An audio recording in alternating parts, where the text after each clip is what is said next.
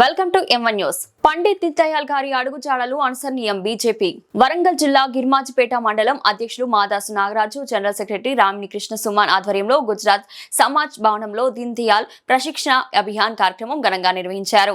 ఈ కార్యక్రమంలో ముఖ్య అతిథులుగా 28వ డివిజన్ కార్పొరేటర్ గందె కల్పన నవీన్, బీజేపీ జిల్లా అధ్యక్షులు గంట రవికుమార్, మాజీ ఎమ్మెల్యే కుస్మ సతీష్, అడపు వెంకట్, కూచేటి క్రాంతి, రంగం సతీష్, గడాల కుమార్ తదితరులు పాల్గొన్నారు. ఈ సందర్భంగా నాయకులు మాట్లాడుతూ పండిత్ దీన్ దయాళ్ ఉపాధ్యాయ సిద్ధాంతాలు, ముఖ్యంగా ఏకాత్మ మానవతావాదం ప్రాముఖ్యతను వివరించారు. సమాజంలో ప్రతి వర్గానికి సమన్యాయం, సమగ్ర అభివృద్ధి సాధించడంలో ఈ సిద్ధాంతం కీలకమని పేర్కొన్నారు. పార్టీ బలోపేతానికి క్రమశిక్షణ, నిబద్ధత, నిరంతర అధ్యయనం అవసరమని కార్యకర్తలను సూచించారు. ఈ కార్యక్రమంలో పలువురు పార్టీ నాయకులు, కార్యకర్తలు పాల్గొన్నారు. బీజేపీ కానీ ఆర్ఎస్ఎస్ కానీ ఎప్పుడు కూడా గాంధీయవాదాన్ని తప్పుపట్టలేదు. మనం గాంధీని ఎప్పుడు కూడా విమర్శించలేదు. గాంధీ 1-2 డ్రాబ్యాక్స్ని తను చేసిన ప్రక్రియతోని కొంతమంది విమర్శించింది తప్ప భారతీయ జనతా పార్టీ కానీ ఆర్ఎస్ఎస్ కానీ గాంధీయవాదాన్ని తీసుకుంది. దాంట్లో మెయిన్గా ఏంటంటే దేశం మొత్తం అభివృద్ధి చెందాలి, దాంట్లో లోకలిస్ట్ అంటే స్వదేశీ వస్తువులను వాడాలి అనేది ఏదైతే ఉందో అది ఈరోజు నరేంద్ర మోడీ గారు లోకల్ ఫర్ వోకల్ అనేది కూడా గాంధీయవాదం నుంచి వచ్చింది. గాంధీ ఏదైతే అహింస అని అంటున్నాడో ఆ 2-3 మనం విభేదించడం తప్ప గాంధీయవాదంలో గాంధీ ఎప్పుడు దేశం కోసం ఆలోచించింది కాబట్టి నేను జాతిపిత. లౌకికవాదం అని చెప్పి వివిధ మతాలను అంటే కొన్ని మతాల లౌకికవాదం ఏంటి, అన్ని మతాల సమాజం, ఈ కుటుంబం ఈ సమాజంతో కనెక్ట్ అయి ఉంటుంది. ఈ సమాజం రాష్ట్రంతో అంటే ఒక దేశంతో కనెక్ట్ అయి ఉంటుంది. ఈ సమాజం దేశంతో కనెక్ట్ అయి ఉంటుంది. ఈ దేశం దేంతో కనెక్ట్ అయి ఉంటుంది? ప్రపంచం, విశ్వం, ఈ భూమండలానికి విశ్వంతో కనెక్ట్ అయి ఉంటుంది. థర్డ్, ఇవన్నీ కూడా పాశ్చాత్య సిద్ధాంతాలు ఏవైతే ఉన్నాయో ఇది ఫాలో అవుతుంది. ఈ విశ్వము ఎందుకంటే ఈ ప్రపంచం దేంతో కనెక్టివిటీ అయి ఉంటుంది? విశ్వంతో. అంటే విశ్వము అంటే ఎవరు? ప్రకృతి. ఆ ప్రకృతి దేంతో ఉంటుందంటే లాస్ట్ది పరమాత్మ. మనం అందరం కూడా చనిపోతే ఎక్కడికి వెళ్తాం? పరమాత్మ. ఒక వ్యక్తి నిర్మాణం, వ్యక్తి కుటుంబం, కుటుంబం నుంచి సమాజం, సమాజం నుంచి రాష్ట్రం అంటే దేశం, ఈ దేశం నుంచి విశ్వం, ఈ విశ్వం నుంచి సర్వాంతర్యామి దేవుడు. అంటే సృష్టి అంతా కూడా ఈశ్వరమయం. ఇది మనకున్న కమ్యూనిజం అనుకోవచ్చు, సోషలిజమే అనుకోవచ్చు, భౌతికవాదం, వ్యక్తివాదం, పాశ్చాత్య దేశాలు ఫాలో అయ్యే ఈ ఫిలాసఫీ. దీన్ని మన పండిత్ దీన్ దయాళ్ గారు ఏం చెప్పారంటే మన భారతీయ జనతా పార్టీకి వాళ్ళు ఇచ్చిన ప్రాథమిక సిద్ధాంతం, ఈ సైద్ధాంతిక భూమికలో ఒక వ్యక్తి తాను వ్యక్తి నిర్మాణమై తన మనసు, శరీరము, ఆత్మ ఇవన్నీ కూడా డెవలప్మెంట్ అయి పూర్తి వ్యక్తి నిర్మాణం జరిగింది. పూర్తి వ్యక్తి నిర్మాణం ఎప్పుడు జరుగుతుందని నేను చెప్తాను. తను దేనికి కనెక్ట్ అయి ఉంటారంటే కుటుంబ వ్యవస్థకు కనెక్ట్ అయ్యారు. ఓకే, ఈ కుటుంబ వ్యవస్థ దేనికి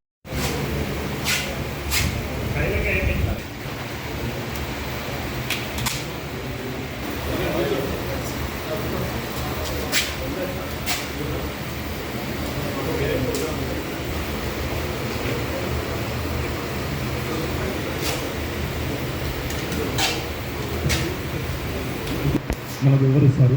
బాధ్యతలను నిర్వహిస్తున్నారు.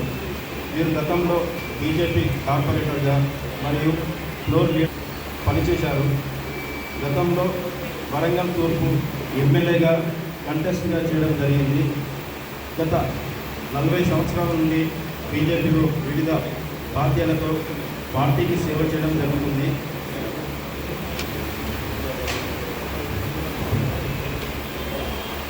గిర్మాజిపేట కరీంబాగ్ చేనేత పద్మశాలి కుటుంబంలో జన్మించారు. డిగ్రీ వరకు చదివారు. 1989 రామ జన్మభూమిలో ఉద్యమంలో శ్రమంలో రామచంద్ర ఉద్యమంలో పాల్గొని బీజేపీ డివిజన్ ప్రధానంగా కార్యదర్శిగా 94 మండలాల ప్రధాన కార్యదర్శిగా ఎన్నుకున్నారు. మండల అధ్యక్షుడిగా 2 సార్లు, కుషన్ మార్కెట్లో అండర్ వ్యక్తిగా రైల్వే గేట్ 2005లో కార్పొరేటర్, జిల్లా ప్రధాన కార్యదర్శిగా ఎన్నికల అయిపోతుంది. ఇప్పుడు మనకు 6వ కాలాంశం గురించి బీజేపీ కార్యపద్ధతిని వివరిస్తారు. भारत माता की जय, भारत माता की जय, भारत माता की जय. ఈరోజు ప్రశిక్షణ శిబిరం 4వ కాలాంశం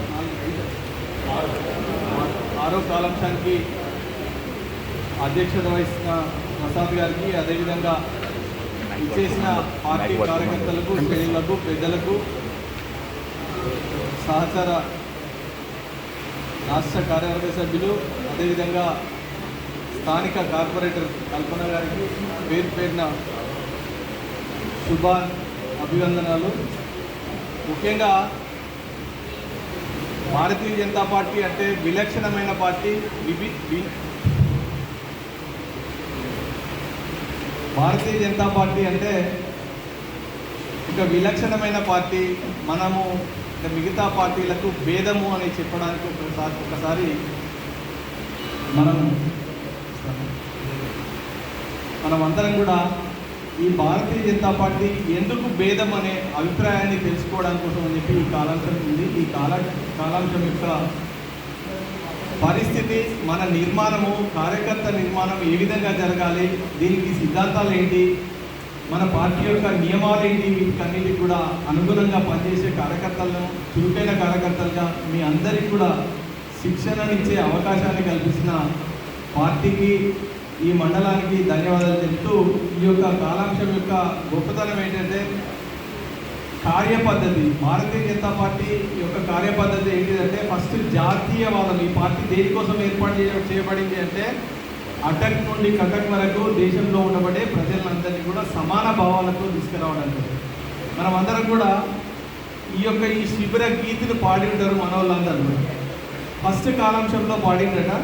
ఆ శిబిర గీతి ఏంటంటే, ఆ గీతి యొక్క సారం ఏంటంటే ఈ దేశంలో ఉండబడే ప్రజలందరం కూడా ఒకటే, మనం అందరికీ కలిసికట్టుగా పనిచేద్దాం, కలిసికట్టుగా నిర్మాణాత్మకంగా పనిచేద్దామని చెప్పి ఆ గీతి యొక్క లక్ష్యం.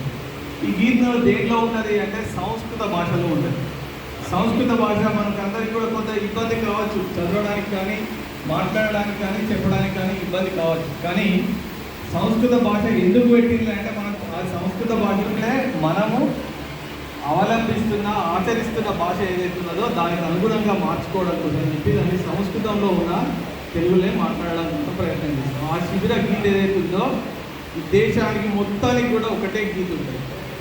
ఈ మండల శిబిరాలు ఏవైతే ఉన్నాయో, మండల ఈ ప్రశిక్షణ అభియాన్ కార్యక్రమాలు ఏవైతే ఉన్నాయో వాటికి అనుగుణంగా ఈ మండల గీతిని మనం అందరం కూడా, దేశం ప్రజలందరూ కూడా అక్కడ కర్ణాటక కానీ, తమిళనాడు కానీ, ఆంధ్రప్రదేశ్ కానీ, అదేవిధంగా ఉత్తరప్రదేశ్ వరకు, జమ్మూ కాశ్మీర్ వరకు కూడా వాళ్ళందరూ కూడా ఈ శిబిర గీతను ఒకటే ఆలోచిస్తారు.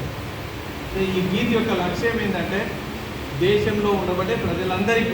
అట్లా మన పార్టీ దేనికోసం నిర్మాణం జరిగింది, ఆ నిర్మాణంలో ఏ అంశాలను అయితే తీసుకున్నదో 1980లో భారతీయ జనతా పార్టీ నిర్మాణం జరిగిన సందర్భంగా భారతీయ జనతా పార్టీ ఒక నియమావళిని పెట్టింది. ఆ నియమావళి ఏంటంటే సాంస్కృతిక జాతీయవాదం. సాంస్కృతిక జాతీయవాదం అంటే ఏంటిది? సాంస్కృతిక జాతీయవాదం అంటే భారతదేశంలో ఉన్నప్పుడే ప్రజలు మెజారిటీగా పనిచేయాలనుకుంటాం, దానికి కొన్ని నియమాలను పెట్టింది. ఆ నియమాలన్నీ ఏంటి అంటే మనము ఈ భారతదేశంలో ఉండబడే ప్రజలు ఎవరైతే అణగారిన ప్రజలు ఉన్నారో వాళ్ళందరి సంక్షేమం కోసం పనిచేయాలి, పార్టీ యొక్క లక్ష్యం. అదేవిధంగా ఈ దేశంలో ఉండబడే జెండాను ఒకటే ఉండాలి, చట్టం ఒకటే ఉండాలి, పాలనా వ్యవస్థ ఒకటే ఉండాలి, కేంద్ర బిందువుగా ఏదైతే ప్రధానమంత్రి పనితీరు కూడా అదేవిధంగా ఉండాలని చెప్పి లక్ష్యంతో భారతీయ జనతా పార్టీ పెట్టింది. ఇది ఆ రోజు వరకు లేదా అంటే లేదు. మనం అందరం కూడా గమనించాలి, గత 80 సంవత్సరాలలో మనం విభిన్న స్వరాలు, విభిన్న మతాలను, విభిన్న కులాలను, అవునా కాదా మీరందరూ కూడా గమనించాలి. భారతీయ జనతా పార్టీ విలక్షణం అని చెప్పడానికి ఒక నిదర్శనం ఇది. భారతీయ జనతా పార్టీ దేనికోసం అయితే ఆవిర్భవించిందో, పుట్టిన చిన్న పిల్లవాడు ఎవరైతే బొడ్డులో ఆయన జీవన రహస్యం దాచబడి ఉంటుందో ఆ విధంగా భారతీయ జనతా పార్టీ పెట్టిన నాడే ఈ యొక్క లక్ష్యాలను నేర్పింది. ఈ లక్ష్యాలు దేనికోసం పెట్టింది అంటే మా జీవన విధానం ఇది అని చెప్పి. దానిలో భాగమే V70 ఆర్టికల్ కానీ అదేవిధంగా ఈ దేశంలో ఉండబడే ఈ ఏవైతే చర్యలు వాటినన్నీ కూడా మనం గమనించాలి. Okay sir.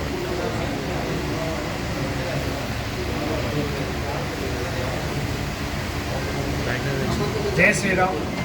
ఈరోజు భారతీయ జనతా పార్టీ కేంద్ర పార్టీ సూచనల మేరకు రాష్ట్ర పార్టీ ఆదేశాలతో ఈరోజు వరంగల్ జిల్లాలో ఉన్న అన్ని మండలాల్లో ప్రశిక్షణ తరగతులు జరుగుతున్నాయి.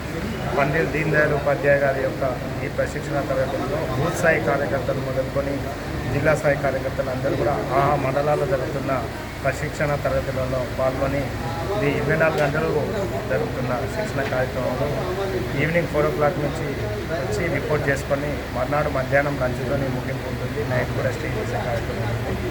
ఈ శిక్షణ తరగతిలో భారతీయ జనతా పార్టీ యొక్క మూల సిద్ధాంతం, ఈ పార్టీ ఎందుకు స్థాపించబడింది, ఈ పార్టీ యొక్క ఆలోచన ఏంటి, ఈ భారతీయ జనతా పార్టీ కార్యపద్ధతి, కార్యకర్తలు ఎలా ఉండాలి, సమాజంలో ఉన్న సమస్యలపైన ప్రభుత్వాలు ప్రజలకు ఇవ్వాల్సిన సంక్షేమ పథకాలపైన ఎప్పటికప్పుడు ఏ విధంగా కార్యకర్తలు తయారు చేసుకోవాలి, ఈ ప్రభుత్వాలు ఏవైతే అధికార పార్టీ ప్రభుత్వాలు ఉన్నాయో రాష్ట్రంలో వారి యొక్క అవినీతిని, అదేవిధంగా వారి యొక్క కరప్షన్ని కమిషన్స్ని ఎప్పటికప్పుడు ప్రజలలోకి తీసుకుపోవడానికి ఒక కార్యపద్ధతి ద్వారా ఈరోజు ఈ శిక్షణ తరగతులు జరుగుతున్నాయి. ముఖ్యంగా ఈ శిక్షణ తరగతుల్లో కేవలం భారతీయ జనతా పార్టీ కార్యకర్తలు అధికారం కోసమే కాకుండా 200 సంవత్సరాలు బ్రిటిష్ వాళ్ళు ఈ దేశాన్ని పరిపాలించి మన యొక్క సాంస్కృతిక జాతీయవాదాన్ని, మన యొక్క సంస్కృతి సంప్రదాయాలను విచ్ఛిన్నం చేసి వాటి యొక్క మరకలు ఇంకా అక్కడక్కడ ఉన్నాయి కాబట్టి వాటిని అన్నింటినీ నిర్మూలించి ఈ దేశాన్ని పునర్నిర్మించడం కోసం కార్యకర్త సమర్థంగా తయారు కావాలని ఈ శిక్షణ తరగతులు ఏర్పాటు చేయడం జరుగుతుంది. దాంట్లో భాగంగా ఈరోజు గిరిమాచిపేటలో ఈ దాదాపు 120 మంది పైగా కార్యకర్తలు ఈరోజు శిక్షణ కార్యక్రమంలో పాల్గొని శిక్షణ పూర్తి చేయడం జరిగింది.